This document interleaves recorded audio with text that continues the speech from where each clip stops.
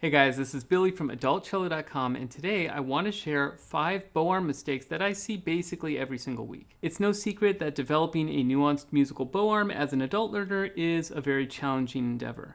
And part of that is because it's really just unlike anything else we do in our daily lives.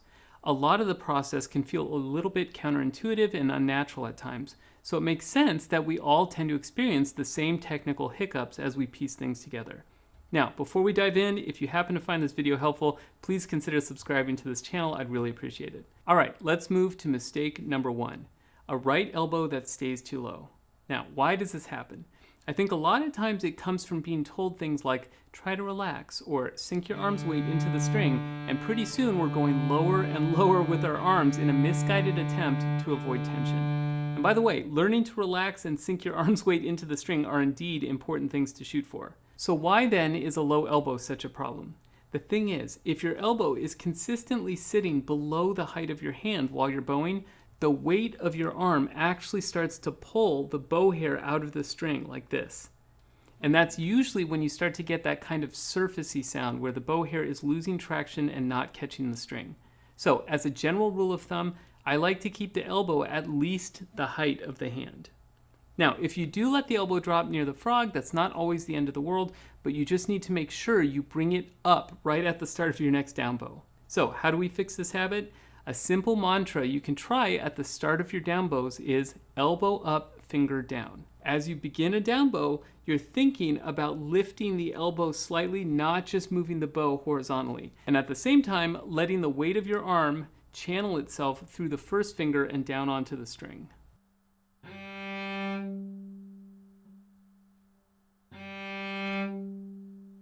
That first finger engagement is also what's going to give you that nice sticky sense of contact with the string that you're looking for. Okay, moving on to mistake number 2, a bow arm that doesn't hinge and open up at the halfway point, which leads to a crooked bow stroke from the middle to the tip.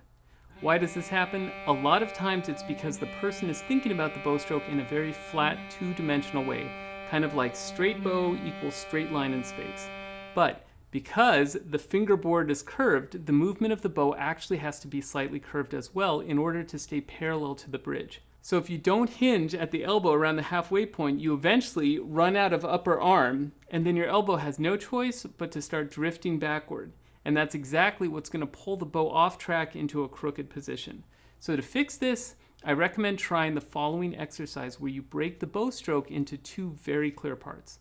First, pull a down bow from the frog to the middle point. And when you do this, you can think of the motion as being led by the elbow. It's really the back muscles, but I like to put my focus on my elbow. Now, when you reach the halfway point, stop. And check to make sure your bow is parallel to the bridge. If everything looks good, then proceed from the middle to the tip, this time keeping the elbow relatively still and hinging at the elbow so that you're moving from the forearm.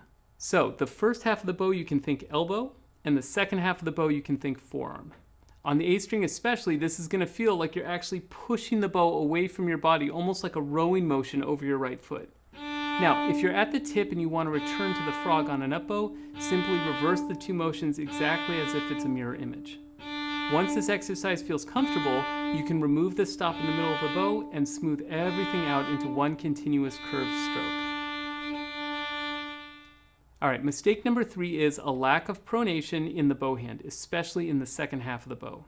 Why does this happen? I think for a lot of adult learners, it comes from assuming that your bow hold should feel the same no matter where you are on the bow. This can be a bit confusing when watching professionals on YouTube or in concert because it's not always visually obvious how different their bow hold feels to them in different parts of the bow. But in reality, your hand is constantly rebalancing and shifting its weight. You go from the least pronated at the frog to the most pronated at the tip. A simple way to create this needed pronation is to just imagine you're checking the time on a wristwatch at various points along the bow. The natural motion of your forearm and wrist when you pretend to check the time, that's very close to the kind of pronation you'll need when bowing. And that pronation will naturally adjust depending on where you are in the bow. The further your hand is from your body, the more you need to rotate your arm to check the time. Now, a great exercise to practice feeling this pronation in its most extreme form is to go all the way to the tip of the bow and imagine you're brushing a walrus tooth with a really long toothbrush.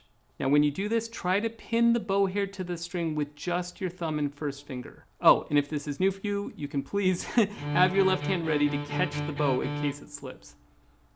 If you can get the bow hair to really grip the string at the tip with just those 2 fingers, you're almost certainly starting to pronate correctly. Then as you come back on an up bow from the tip to the frog, you can try to ride that pronation all the way back. Done correctly on the A string, it will almost feel like you're just letting gravity bring the bow back in. It's awesome. Okay, so let's move on to mistake number 4. A bow that just isn't parallel to the bridge in general. Now, if you're early on in your cello journey, this is something that's probably just going to take time because you have to learn what a straight bow looks and feels like, which is actually not straight at all according to your perception. But later on, something I see quite frequently is an adult learner who will start with a straight bow in a middle lane at the frog, but then gradually drift up so that they're at the fingerboard by the time they reach the tip. Why does this happen? Usually it's because the player wants to move the bow more freely but feels a little bit stuck in that original lane, even though they like the robust tone it's producing. So instead of battling that lower lane's amount of string tension, they just opt for a higher, faster lane. The major problem with this habit is that it actually exacerbates the imbalance that already exists in our cello bow's design. In other words, the strongest part of the bow, the frog, gets the strong lane, and then the bow drifts to a softer sounding lane precisely in the area where it's the weakest, which is at the tip. So every down bow is a decrescendo and every up bow is a crescendo no matter what. Now, just to be clear, changing lanes intentionally is an amazing musical tool we can use to shape the contour of our sound and change its timbre artistically. But as a default, we want the bow to stay parallel for the sake of consistency in sound. So one exercise I really like to work on for this issue is what I call 1-inch bows. To do this, simply start at the frog, move just a tiny amount, 1 to 2 inches, and stop. Check if you're still parallel, either in a mirror or on your phone. Then move another inch or 2, stop, check again, another inch or 2, stop and check again, all the way to the tip. This exercise really helps you learn what a parallel bow looks and feels like. And it's also amazing for diagnosing if there's a specific point in the bow where you tend to start going crooked. Once 1 to 2 inches is comfortable, you can gradually increase the distance of each pull.